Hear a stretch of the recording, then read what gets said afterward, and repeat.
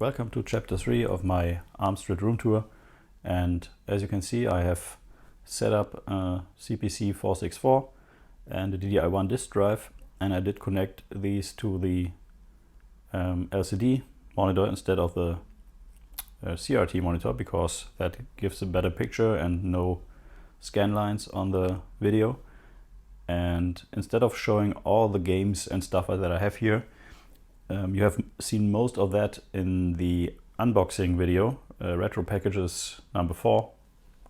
And if you haven't seen this video, please go and check that out first, because there I show most of the software. And there are a few programs I didn't show in that video because I had them before.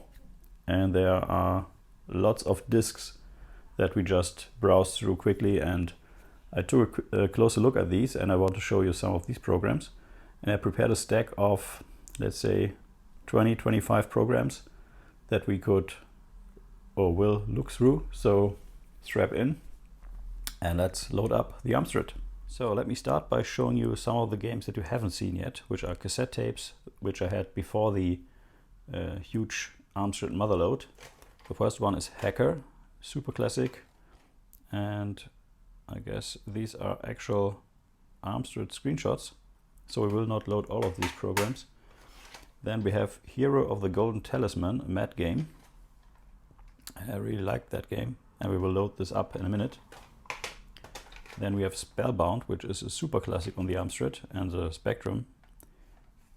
We will load that up too. We have Trailblazer. If I remember correctly, this is a LucasArts game or Lucasfilm game. Then we have Tempest. I have that on disc 2, so we can take a look without loading the cassette. And we have a Lucasfilm classic Rescue on Fractalus. Oh, LucasArts classic. No, it was Lucasfilm Games back in the day. That is the big Atari classic.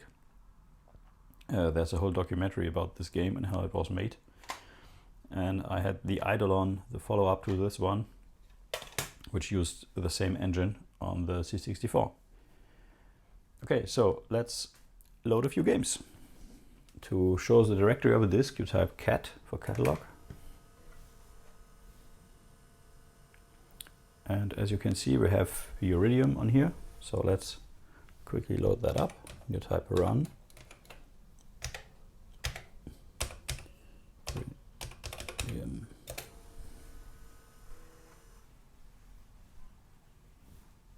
Yeah, it doesn't seem to be completely legit.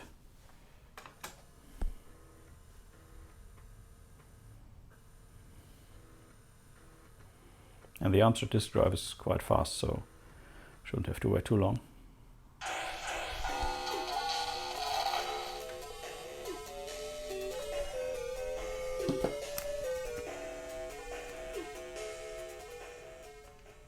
Quickly tune this down a little. So instead of the Amstrad joystick, I brought out this beauty, which is an actual micro switch joystick. Oh. And we end the game already.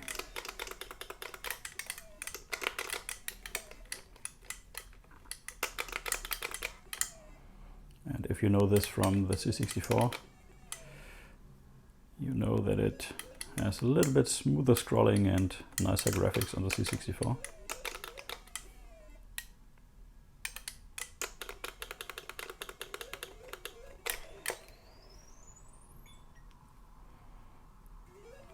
But still works nice.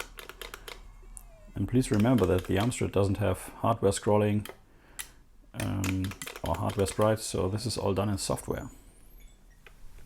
Meaning that all the pixels on the screen have to be drawn by the CPU, or in CPU cycles rather. So if you do sprites on the C64, these are drawn by the VIC-2 chip, while right here the CPU has to use cycles for that, and same for the scrolling. So this is Uridium. I'm not the greatest player, so I'm just going to show you some of the games here and we'll go from there. And because I'm not using a proper CPC joystick, I always get the Z character when switching on.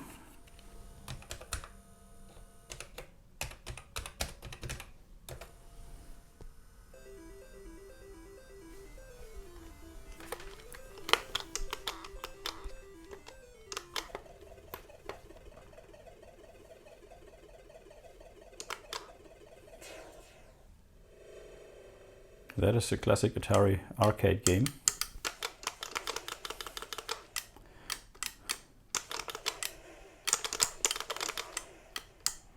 And I'm done. That was short.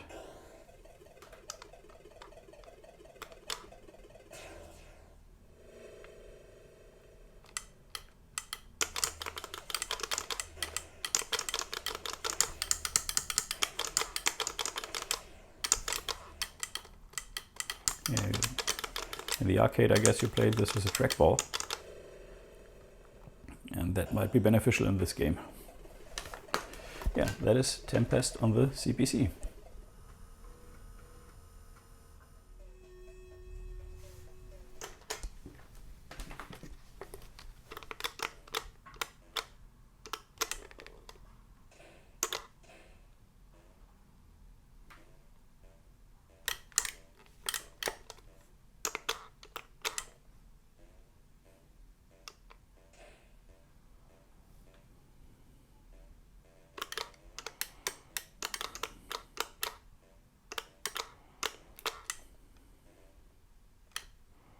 Other than the C64, the CPC has very colorful or bright colors, and yeah, it shows.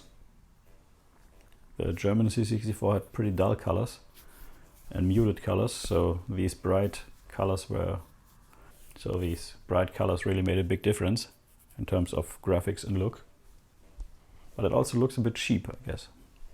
By the way, if you want to see any of the CPC games that were featured in the unboxing of the motherload, or any games I showed here that I haven't shown on screen, just let me know in the comments and I will show them to you. Easy as that. A real C64 classic, and the one program they all use to check if newer PLAs or PLA replacements are working correctly. It's only called Zax. Okay. Not sure if this is really Zaxxon.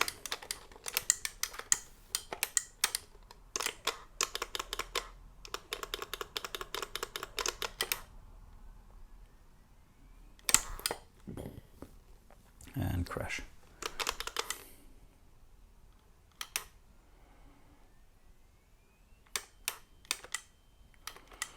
Go up and up and joystick won't work. Hey, it did it.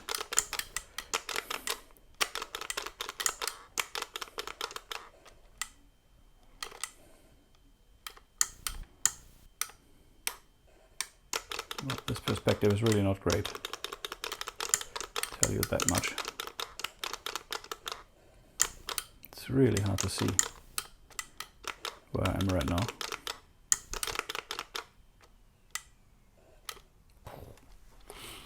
Okay, so that is Zaxxon on the CPC.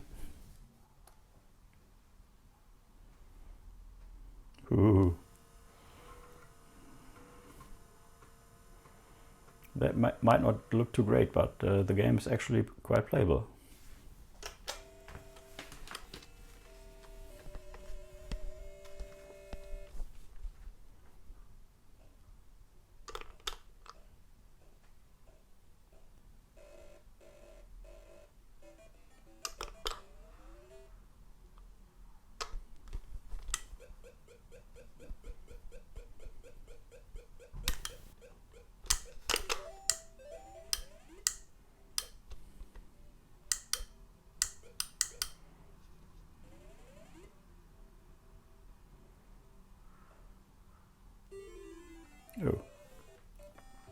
Too close.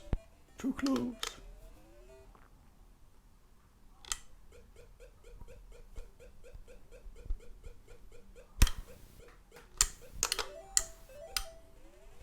Did I mention that I'm terrible at video games like this? I'm more the adventure guy. Or games like Civilization or stuff like that.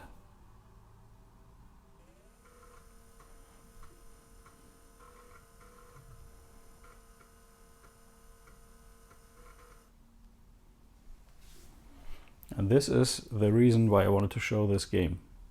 Because this is pretty much a wanted poster. And they offer £100 reward plus an original copy of the game if you go and rat out the guy you got this game copied from. That is quite impressive, I guess. I've never seen anything like this. And the best is cracked by the great Wotan. So the cracker actually left it in here. Could have put some other text on here, but he didn't. So nice. So let's check this game out.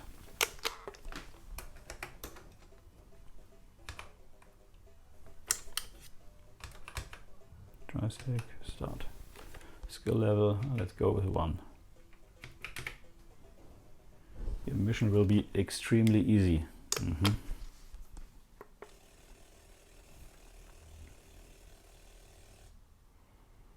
Okay, that black shadow is the character I'm playing, and you have to climb stuff. Come on, there we go. It's pretty much invisible here, but it gets better once he's in front of a wall, like this yellow wall here. Oh, dead? No, not dead. Not yet dead. You can see the machine really struggles to keep up with the whatever 30 frames a second or so.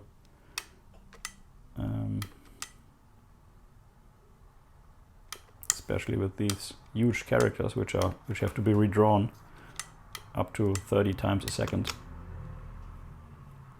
And the machine is not capable of this. What's this? Oh, okay. Go up here. Yeah, I have no idea what to do here. Oh, there we go. It shot me dead. Mission failure. Yeah, that was my extremely easy mission. And this looks just hilarious. Looks like two 12-year-olds playing Rambo.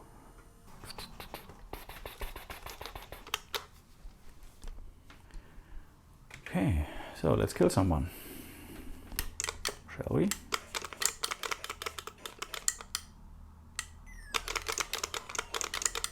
Ah, that's already not great.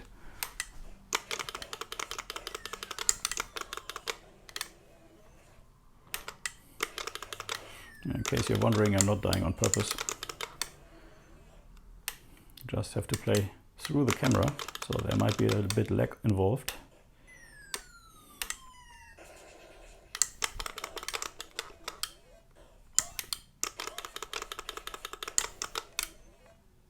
I did actually play this as a kid, so I assume I was better than this, but maybe not much. But I kind of remember to be in level, or to have been in level 3.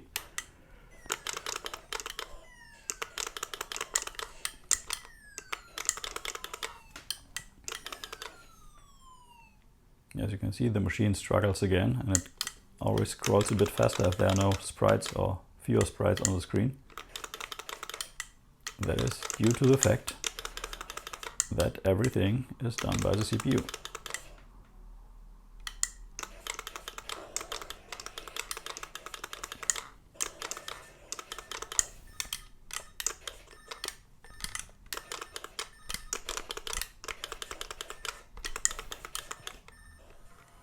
From 1987.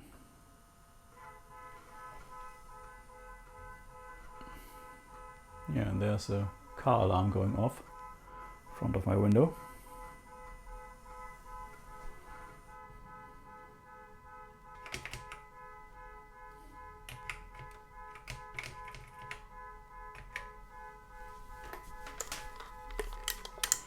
Let's deliver some papers, shall we?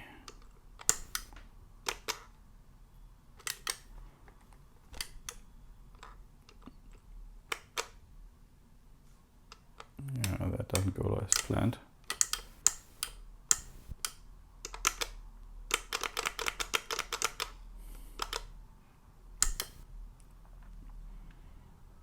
I was never a great fan of this game.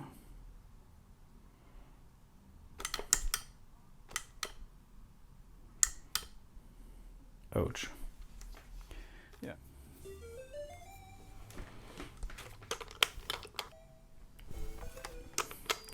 And again, this game could be greatly improved by using a mouse.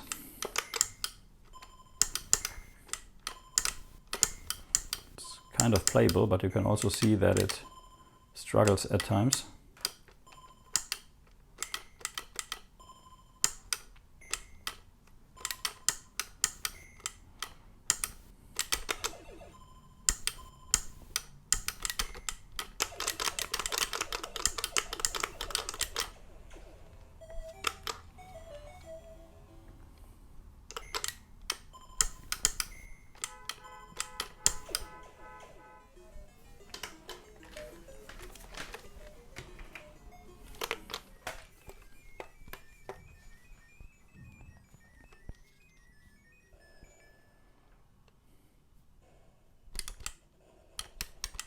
And just this joystick is just perfect for this game.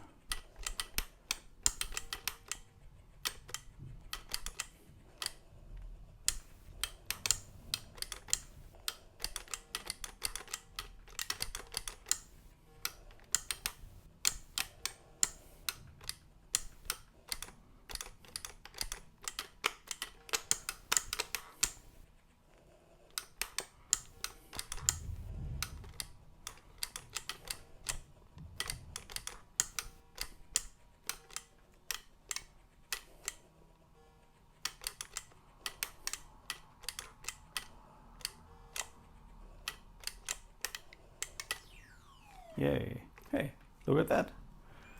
I'm actually good at something. The Salvation of the Generationship, Terra. Okay, ready if you are. Okay, that is some slow graphic. Okay. New game. I'm under the impression that this game is actually in BASIC.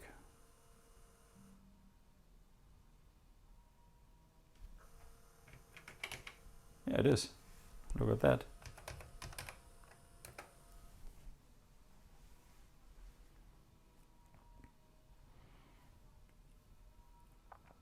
And that is pretty interesting because this is a commercial product, and I found that a lot, that commercial products on the Amstrad CPC are actually in BASIC, and you wouldn't find anything like that on the C64. I guess there were 1 or 2 commercial products on the C64 that were in BASIC, but most games were in machine language. But on the CPC it's quite common. I actually found an assembler which is written completely in BASIC. Let me show you. So this is a Kio-Fox-Assembler, and if you press escape, you can list the complete assembler. You can see the opcodes here, stuff like that.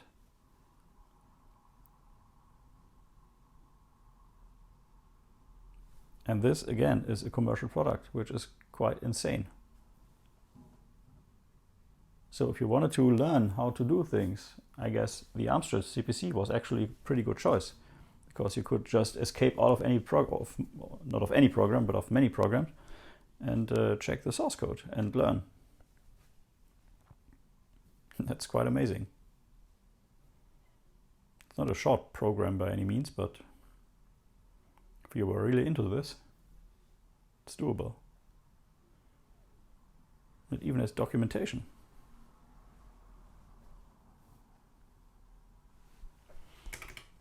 Yeah. So let's load Spellbound by Mad Games. That is one of the budget labels in Europe back in the day.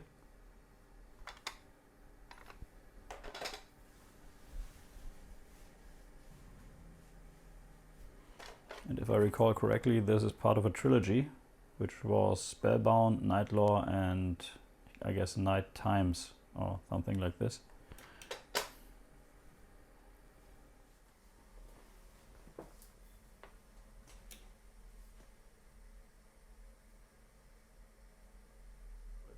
So after what felt like a colonoscopy through the eye sockets, the game has finally loaded. Yay. So let's take a look.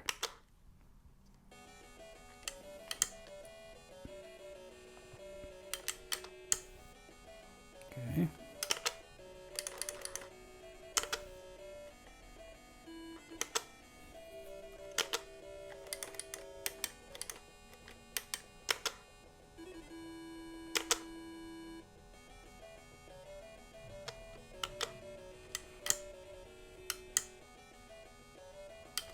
The game has great music, nice graphics.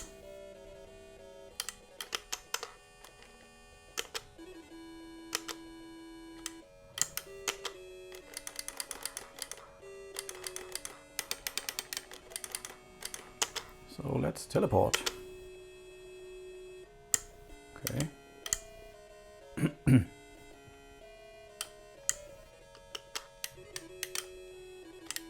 Ah, there's a famous red herring.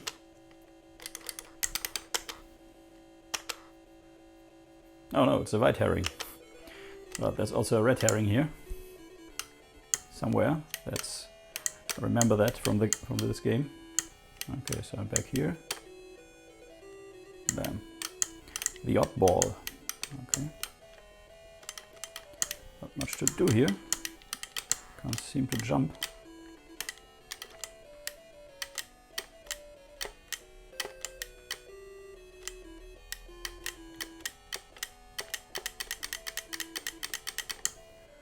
Interesting to see, if you look at the sprite right here, it's actually not cut out properly. And that is pure for optimization purposes.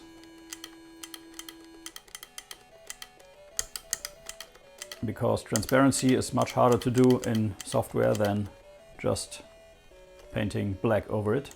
And in terms of graphics, this is one of the better games we have seen. And here we are, Hero of the Golden Talisman. Let's check it out. Let's try not to die. Ah, that almost worked. Oh. I have no idea what to do here, as always. Man, that game is some crazy shit. Okay, well, it looks like crap and it plays like crap and it, well, is crap. Sorry. So, Hero of the Golden Talisman. The cover, I don't know. I quite liked the cover back in the day, which might have been the reason why I bought this game on the C64. But the game on the CPC, not so much. The last thing I want to show you is a program that's called Discology. And that looks quite interesting.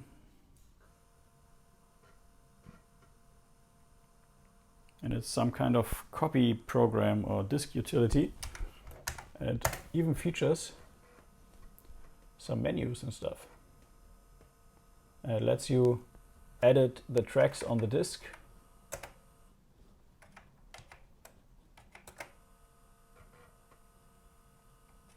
And copy a disk and stuff like that. So I can copy complete disks and stuff like that. This looks quite French to me. and my French is a bit rusty. So I assume this makes a complete copy, and that makes a quick copy, and that formats the disk and stuff like that. But I think it's interesting that a program like that exists on the CPC, which looks quite modern in a way. I mean, this could have been on an Apple Mac and wouldn't have seemed out of place. Yeah, so that is disk utility for the CPC, which looks quite awesome, I think. And it's on disk. Who would have thought? The whole idea of this video, the third chapter in the Amstrad series, was to show you some of the games you might know from other platforms, so you can compare them to the C64 or the Atari or any other 8-bit machine, and see how they hold up. And yeah, I guess the main attraction of the CPC for me was to be able to program it in BASIC and to do graphics programming in BASIC. And if you want to explore this further, let me know in the comments, and we will do a basic programming tutorial for the CPC or do some programming stuff. And I can see the appeal to use an Amstrad CPC in school because it was easy to use and you could do math stuff with graphics and so. And yeah, it's still a nice machine, has a great disk drive, even though the 3-inch format might be a little strange. But it's a fast loading disk drive. And it's a very compact machine, you could say, because it has all built in. And yeah, so that concludes my Amstrad CPC room tour, and I hope you enjoyed. Next up are the Amigas, and I guess many of you can relate to the Amiga and all the stuff that happened there. And there will be some projects coming up around the Amiga, and I hope you enjoy. So stick around, subscribe if you haven't already, like this video if you liked it, and if you want to see more of the games and more of the software that I have for the CPC, check out the Retro Packages 4 video, where I do an unboxing of all the stuff I got here. And yeah, see you around. Bye-bye.